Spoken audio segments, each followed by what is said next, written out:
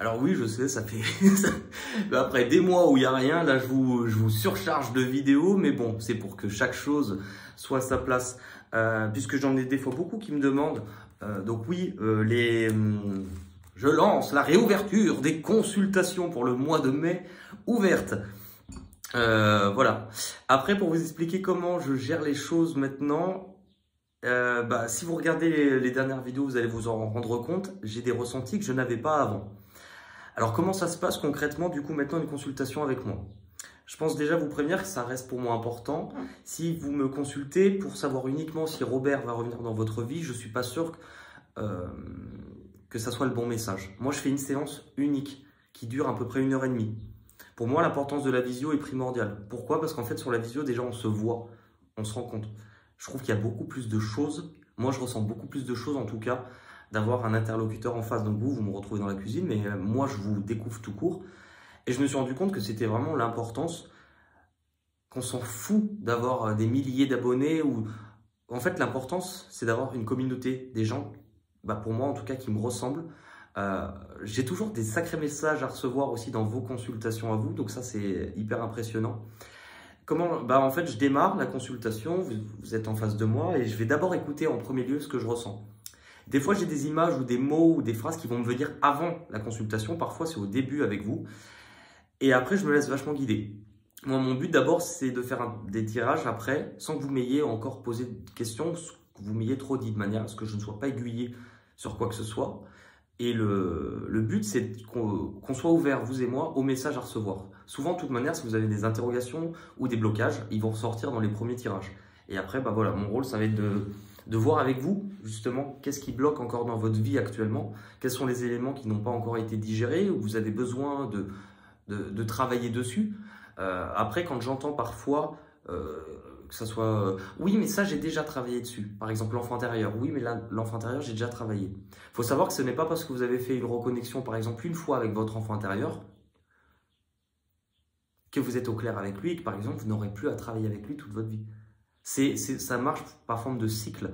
C'est que parfois, voilà, vous avez quelque chose à travailler qui vous apporte un niveau, un palier de conscience plus élevé. Vous commencez à grandir et plus tard, peut-être quelques années après, quelques mois plus tard, vous avez de nouveau, sur la même notion, les mêmes choses, de nouveau des choses à comprendre. Le but de mes consultations, pour moi, elles se font comme ça. C'est de vous accompagner, c'est de ne pas vous dire ce que vous avez à faire. C'est de vous faire prendre conscience que vous avez déjà tout ce dont vous avez besoin en fait pour y arriver. Et c'est parfois se reconnecter à vous-même. Finalement, c'est le travail que j'ai dû faire depuis février, me retrouver, me reconnecter à moi-même. Moi, je l'ai fait en partie seul et avec l'aide d'autres personnes, mais du coup, c'est le rôle qui va m'être attribué. Parfois, je vais parler aussi de communication avec les défunts, parce que c'est vrai que j'en ai pas parlé sur la vidéo précédente, mais ça arrivait de plus en plus. Et en plus, on m'avait dit, j'ai eu 2 personnes qui m'avaient dit, tu vas voir, la prochaine étape pour toi, c'est que tu verras les entités, les belles, les moins belles, et tu feras passer des messages de défunts. J'y croyais absolument pas, et ça s'est produit. Après, je précise bien, je pense pas qu'on vienne me voir uniquement pour ça. Mais c'était drôle, c'est que ça me faisait une sensation différente. Quand ça s'est produit, plusieurs fois en plus, quand ça s'est produit pendant ces tirages-là, c'est comme si je tire les cartes, mais qu'elles sont guidées. Vraiment, je suis en mode pilote automatique. Donc, comme si elles sortaient, comme s'il y avait vraiment...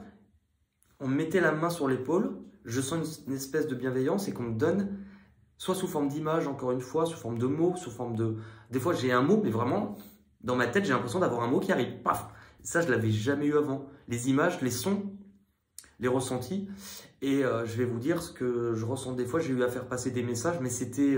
je crois que j'ai jamais rien senti d'aussi beau. Et heureusement d'ailleurs. Parce que quand on voit aussi, du coup, la part plus sombre chez les autres, ou des fois les choses plus compliquées sur soi, voir une entité, c'est pas ce qu'il y a de plus beau. Ça m'arrivait quelques fois. Et j'étais sur le cul. Une fois, je me suis retrouvé dans un endroit, il y a quelqu'un qui me regarde fixement. Et en fait, en me regardant, un quart de seconde, j'ai vu comme si le voile se fractionnait entre une autre dimension, et j'ai vu un autre visage dans le sien. Et c'était pas un visage joli. Le visage que j'ai vu, c'était une espèce des grands yeux blancs, une tête un peu sans forme noire et un sourire. C'est surtout le sourire qui m'a marqué. Un sourire qui s'étirait, comme le chat d'Alice au Pays des Merveilles, mais le voir en vrai, hyper compliqué. Et parfois, j'ai l'impression de le voir. Je pense pas que ça soit forcément que les personnes... Il y a du mot... Enfin, pour moi, c'est un état d'esprit, une question d'énergie. Il y a des personnes, ça se trouve, elles sont déprimées. Elles pensent qu'elles n'ont plus le droit au bonheur. Alors qu'en fait, elles ont peut-être aussi attiré du bas astral des formes... comme si leur propre peur pouvait aussi se personnifier ou aller s'incarner en fait avec une image. Moi, par exemple, je ne pense pas que ces entités, elles ont forcément cette tête-là.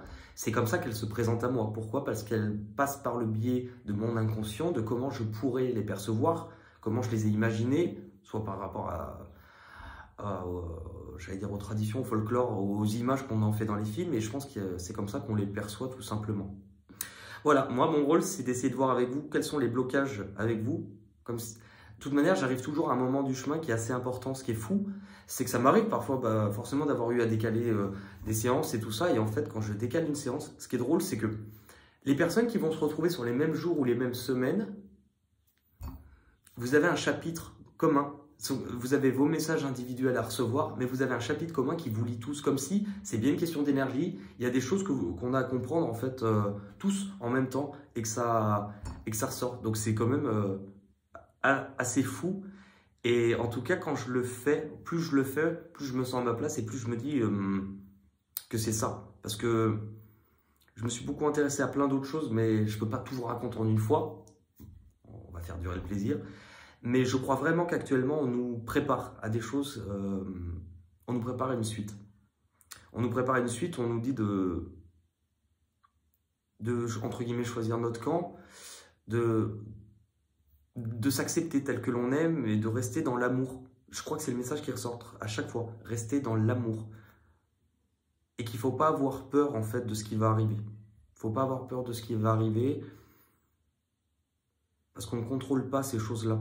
Et qu'on peut bien le vivre, si on décide de le vivre correctement.